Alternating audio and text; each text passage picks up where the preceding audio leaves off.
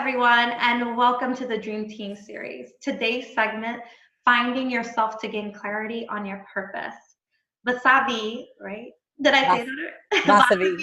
Vasavi. Vasavi Kumar, sorry. I kept practicing, it obviously didn't work.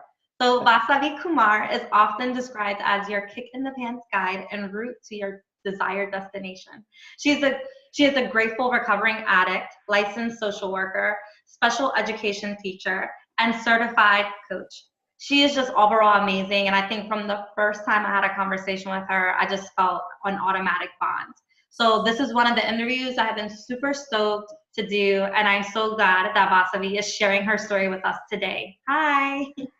Hi, Natasha. Thanks for having me. I'm so excited to be here. I know. And I just, before we get into the nit and grit of everything, why don't we just start just going through what you've been going through the last couple of months? Well, I think what I've been going through the past, I'll say around 6 months now. Yeah, 5 months now. I think like the best way that I could show it is just like see these pillows in the background. Like normally prior to 5 months ago, I'd be sitting at my, in my beautiful apartment that had plenty of sunlight and with my flowers and nice little background, which is fine that I'm not there right now.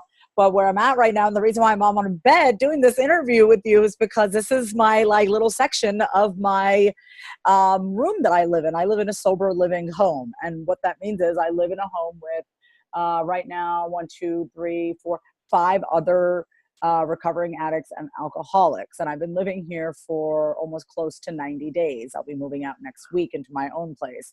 So I just want to say this to your viewers that this is my current situation. My current situation is that I'm in recovery. Tomorrow, I don't know if you guys are going to see this tomorrow, but March 22nd will mark my 5 month sober.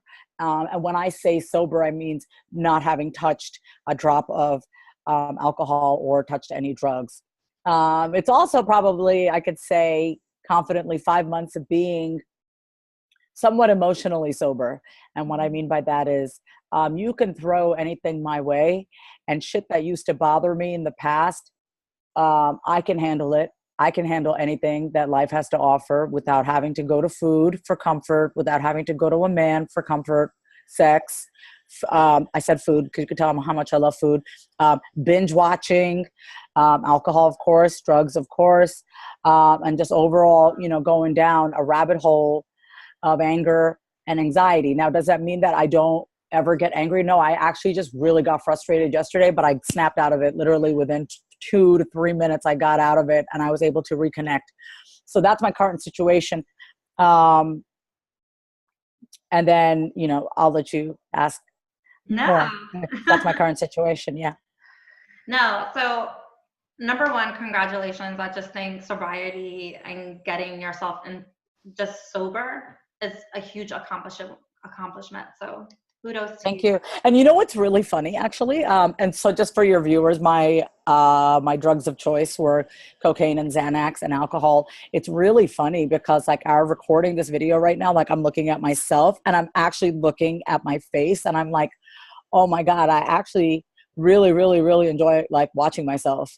And it's so funny because before I'd give all these interviews in my business, because I've run a business for 7 years. I've done plenty of interviews like this, but this is probably one of the very few times. No, this is probably the only time or that I've actually paid attention to.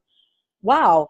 The words that I'm saying, I'm actually living, or you know what I mean? And I also know the words I'm about to share, whatever you're asking me, I'm living, I'm practicing what I'm preaching. The person in this little picture in picture, I actually like her and respect her because she's not fucking two-faced, right? And she's not putting on a persona to the world. And then, the minute I close this computer, when this interview's over, go contact my drug dealer. Like, that's the truth, right? And like, people don't know that. And I think we all have our skeletons. I don't know. I had a lot of skeletons. So mine are just out in the open.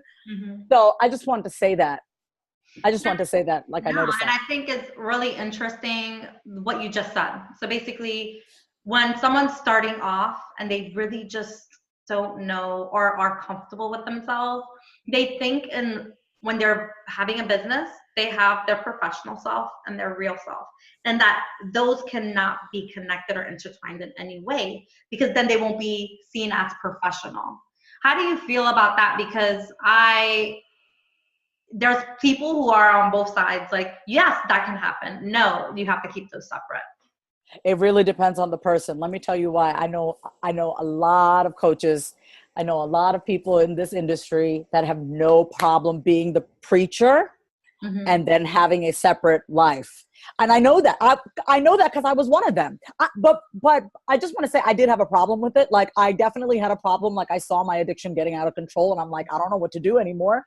I just didn't know how to stop it. But like, and I'm being completely honest, I had the persona that you see on my website, which is real, because even that is real, right? Like, what we put out is a persona that we've created, but like behind closed doors, that's my personal business. That's how people think. Like, well, this, what you see out there is what I'm going to show you, but behind closed doors, that's my personal business. Now, that's why I say it goes person to person. It's individual, because for me personally, I don't like living two lives. I saw where that got me. I don't like that. Here I am being like wonderful and entertaining, and I'm going to be informative with you, right? And then imagine, as soon as this interview is over, if I go to the drive-thru of Starbucks and I treat the cashier like shit, right? Yeah. You get what I'm saying? Do you see the disconnect? So like, for me to remain in personal integrity, I have to be one person. I have to stay sober. I have to do what I say. I'm not going to say, go pray every morning and then not pray. Like, I'm not going to do that, because that double-faced practice what you preach, do as I say, not as I do, got me into a lot of trouble. So that's for me. I mean, if you or whoever is okay with putting shit out there but not practicing, I mean, hats off to you, but it's going to bite you in the ass. I will tell you it will. You're going to feel like shit about yourself ultimately. And that's why we have the imposter syndrome. Mm-hmm. You have the imposter syndrome. Granted, maybe you're just starting out in your business and blah, blah, blah, blah, blah. But a lot of the imposter syndrome is because you're putting stuff out there that you're not doing. Yeah. And you're also motivating people when you yourself are not self-motivated. And how is that even genuine or authentic? Like, or healthy? How is that healthy? That's not healthy. Like, that's actually not good for your self-esteem at all. Like, it's not genuine. Yes. In relation, sorry, I just totally massively interrupted you. But how is that not genuine? Yes. Okay. With other people, but like, that's the problem in this, in our online world. It's like, we're so like, well, I want to be authentic to others. I want to be authentic to others. Fuck others for a second. What about you and you? Mm-hmm. What about the relationship that you have with yourself? You will naturally be authentic with other people when you are authentic with yourself. It's that simple. You don't need to put your shit all over the world, all over the internet. If you're being honest with yourself, then once you're honest with yourself, you like, it'll just naturally flow and like people will flock to you. That's what I found. Yes. That's what I found. Whatever you put out is what you get back.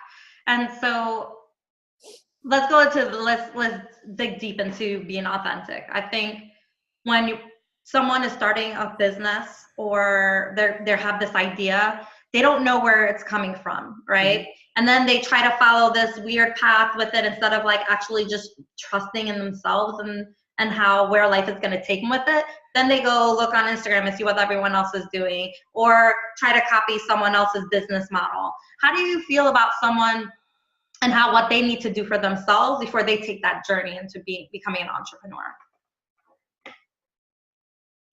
I would say I can only like share through what I've personally done.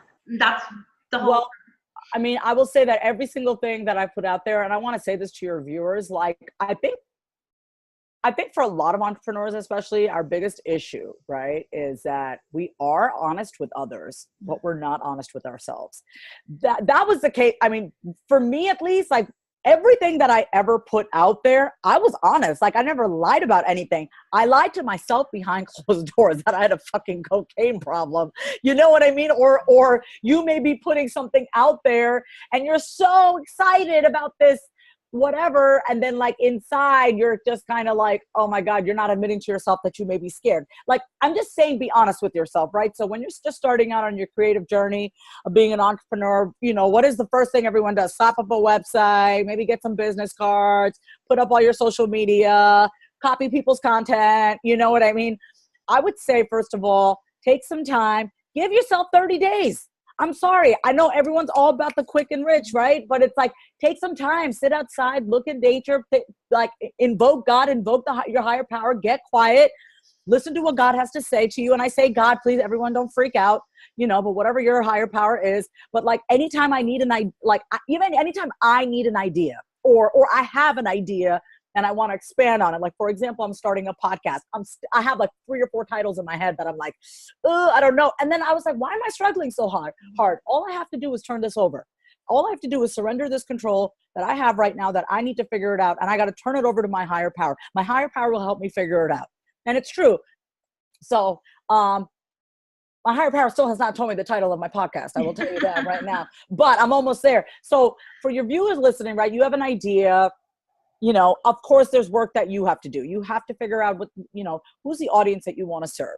What is the message that you're trying to get across, right? But everything else, like you gotta just get quiet. Like everything will come to you in the silence.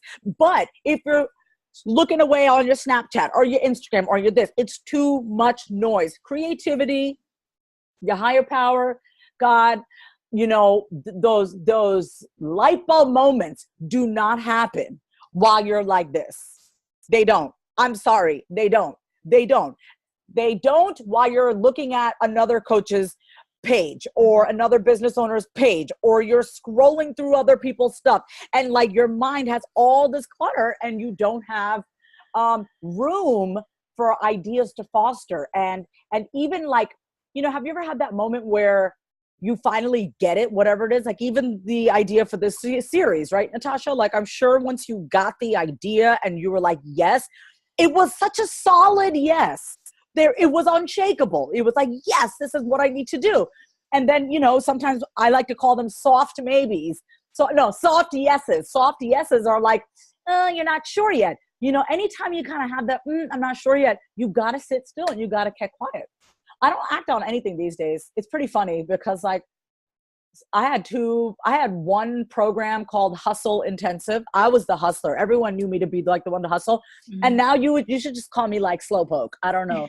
But it's like, I don't take action very quickly these days. Like if I feel it, I'll take action on it creatively. But I'm not like a lot of entrepreneurs. They will try to make shit happen. They will try to make creativity happen. And you can't make that happen. I don't care what anybody says. You can like freaking hold some crystals and light some candles and whatever. You cannot make creativity happen. You can maybe get your mind right to kind of get it in, but you can't say, okay, creativity, show up. You can't. It's not, that's your higher power, because when you have a creative idea, that's coming from in here, not here. Yeah. And as far as I'm concerned, like nothing good ever came from up here. Honestly, everything good came from right here. From inside. My gut. Yeah. Yeah. I like the idea of slowing down and putting yourself in complete silence. Basically, and the light bulb moments don't happen in distractions is exactly how I see it. And I love to tune things out, which is why I don't look at my phone like in the morning or in the evening. Yep. Like I have legitimate designated times where I'm on social media. That's why people are always like, why you didn't like my picture? I'm like, because I legitimately look at social media a certain part of the day and I don't want to be on it. I don't want it to be controlling me. I'm controlling it. It doesn't control my life. And so I think too, and I don't even like using the word control because I think that has its own connotation, like negative. No, it is control. It is anytime you feel compelled to do something. Oh my God, I would be perfect example. Like in the morning, right? I make my coffee. I'll go outside on our patio. I read this intention book. It's called, I don't know what it's called, like Start Each Day. I have no idea, but I actually read it every single day. It's like dated. And I don't bring my phone out there, because if I do, I'm human. Your mind wants you to get distracted. Your mind doesn't want you to connect to God. The ego does not want you to connect to God. The ego wants you to sit and be distracted. Like, that's what it wants. So I think that's really awesome that you do that. But totally, I was at the gym today, and I was going through a set. It was like two circuits. I swear to God, I stopped to take a selfie. I did. I was like, God, I look good. Like, literally, what could have taken me 45 minutes took me like an hour and 15 minutes. Yeah. But I forgave myself, because I was like, you know what? I'm just excited being at the gym again. Like, I haven't worked out because in my usage, in my addiction, I never worked out. I couldn't. So I think that's great that you said that. And I did have that moment where I was like, holy hell, why am I literally sitting here doing like my sit-ups, and I'm like, wait, hold on, I have to take a photo, and then I got to check to see who liked it. Like that is how our mind works. Like, you know what? Because it doesn't want us to focus. It wants us to stay distracted. So like, that's another thing for your viewers, just being on this creative journey. The distractions are everywhere, right? You can find them in the newspaper stands. I mean, literally right at our fingertips. So just, you got to stay focused. And the way you stay focused is to look within, so that you could get that clarity that you need. And you're so crystal clear about it that it's really a no-brainer what you're doing. And there's no reason to get distracted, because you're so focused on what you're doing and you're so sure of it. Yeah. What process, and I think you're going through this now, so what process does one go through to really find out who they truly are and figure out what their passions are, so they can translate that into an idea that can eventually get them to becoming their own, being passionate about their business, basically? So I would say 2 words. I'm saying 2 words. And it's rigorous honesty, which most people are not rigorously honest with themselves, because it's scary. But I would say in this process of going through, kind of really figuring out, what your dream is, what you want to do, and blah, blah, blah, blah, blah, you have to get and obviously this goes for life too. So here's the thing, like, a lot of people are not rigorously honest with themselves. So how do we expect anyone, like, that's why you see people not doing well in business, because you cannot separate the two, right? So start in your personal life being rigorously honest with yourself. Like, what do you like? What do you want? What do you desire? What makes you happy? Who do you want to serve? What lights you up? What problem can you solve? So let me make this clear.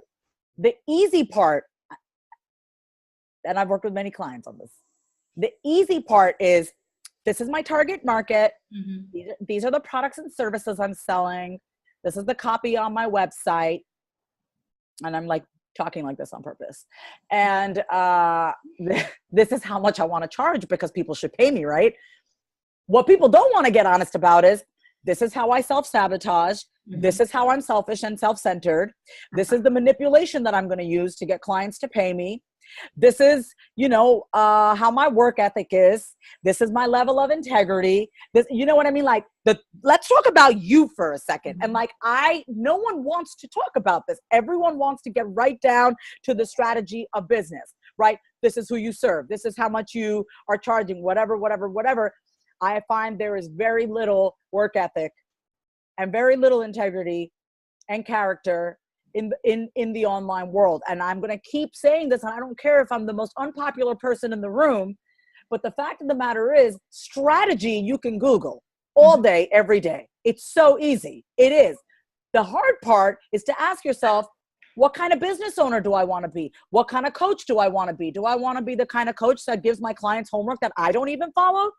You know what I mean? Am I going to try to manipulate someone into finding out, figuring out ways to pay me, even though they just said they can't pay me? They don't have the money to pay me. Like, what kind of methods am I going to use to help people? Am I going to be able to take no gracefully, or, and just walk away? Am I going to be able to get on a sales call and not have my mind constantly be on, I hope they buy from me. I hope they buy from me. I hope they buy from me. Oh my God, my pitch is coming up. You know what I mean? Like, those are the questions you need to ask. Because if you are a good person and you are a solid person, everything else is a cakewalk. And I'll tell you this, honestly, the reason why I did so great in business is because I had great integrity and character and work ethic when it came to other people. I just treated myself like shit, if that makes sense. No, Like, it totally makes sense. I always treated everybody else with like way, and I think that's where I had a lot of resentment that I worked through with my sponsor. My greatest level of resentment was towards myself because I saw how well I treated other people, and I didn't treat myself that way. Yeah, it was like it was a contradiction within itself. Because, That's exactly. You know, you're walking contradiction. You're like, why can I do this for everyone else, but then I'm the last person that I'm looking at to do that for? So yeah. And a lot of people have it asked backwards. You know what I mean? Like you're constantly looking out for yourself and not for your clients and not for the people that you want to serve. So you have to have a balance. You have to treat yourself well and you have to treat other people well and you have to have boundaries, period. Yeah. So. Nope, that's business. So what would be your number one advice for every entrepreneur building a business to execute their vision? I mean, honestly, I would say, if you have a vision and you're truly passionate about it, don't put it off another day. Like, if you think, and another thing, that's one piece. Part two, 1A would be, it's not about you. Just remember that at the end of the day, it's not about you. Whatever vision that you have, whatever business you're trying to create is not about you. It's not about you. 4 words. It's not about you. When you realize that it's not about you, nothing is ever about you. It's a lot easier to take the action. It's a lot easier to have sales calls. It's a lot easier to write copy.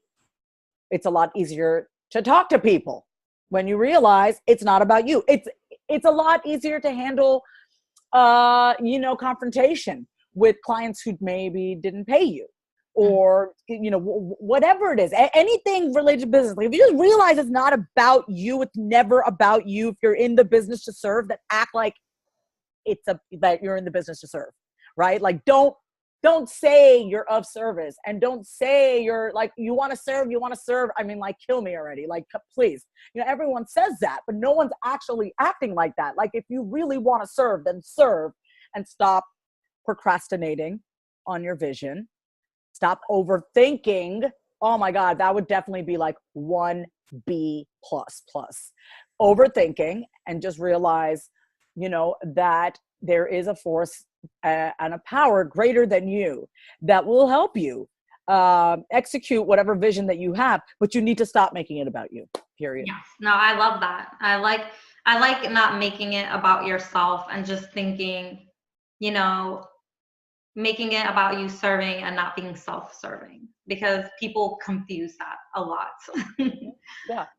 So you are offering a 20-minute training on making decisions like a boss. Could you provide some insight on that?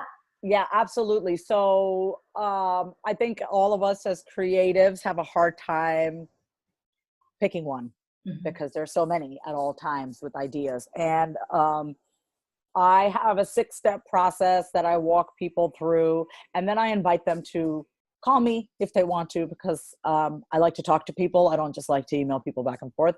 But it's a 20-minute video training. I'm like literally sitting at my dining room table, walking you through this process, and then also how you can take action on any one of those ideas. You could always take action. There is always something you can do. And sometimes just picking the idea is the action in and of itself. Yeah. So let me just say that.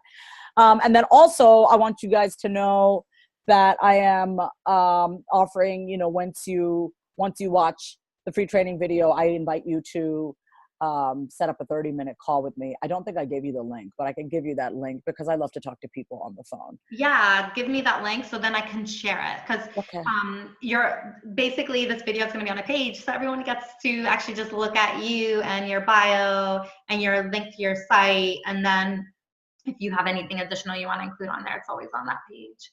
Thanks. So yeah, and to learn more about Vasavi, please visit her website at Vasavi Kumar, which is going to be in the video and also on the page. Please take advantage of the offering and really dig deep into this segment and just really learn to analyze yourself, because becoming the best version of ourselves is when we truly become extraordinary. So you are the only one who can create your vision to be successful. So why not start and do that today? Thank you so much. Thanks, Natasha.